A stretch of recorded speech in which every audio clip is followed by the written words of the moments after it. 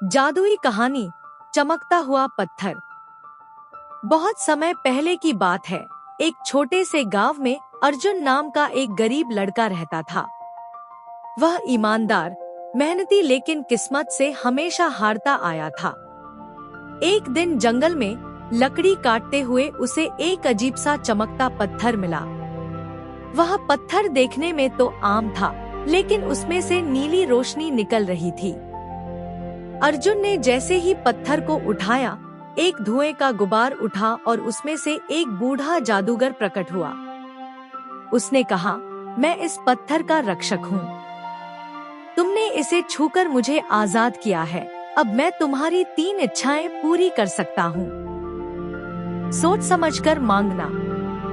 अर्जुन पहले तो डर गया, फिर हिम्मत जुटाकर बोला, मेरी पहली इच्छा है कि मेरे माता पिता हमेशा खुश रहें। जादूगर ने हाथ घुमाया और कहा, पूरी हुई पहली इच्छा। फिर अर्जुन बोला, मेरी दूसरी इच्छा है कि मुझे कभी भूख न लगे और मैं गरीब न रहूं। जादूगर ने मुस्कुराकर फिर से हाथ घुमाया, तथास्तु। अब अर्जुन तीसरी इच्छा सोचने लगा। तभी उसे याद आया कि गांव के सभी लोग बहुत गरीब हैं और मुश्किल से गुजारा करते हैं।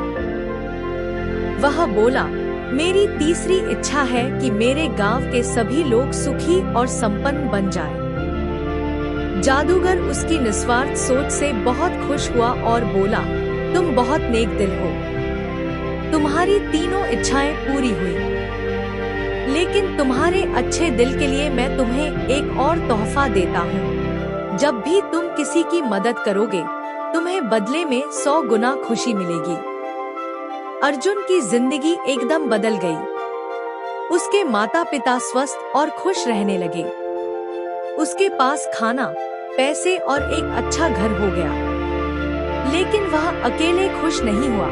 उसने पूरे गांव में अनाज बांटा, गरीब बच्चों को पढ़ाई के लिए किताबें दिलवाईं और गांव की सड़कें तक बनवा दी।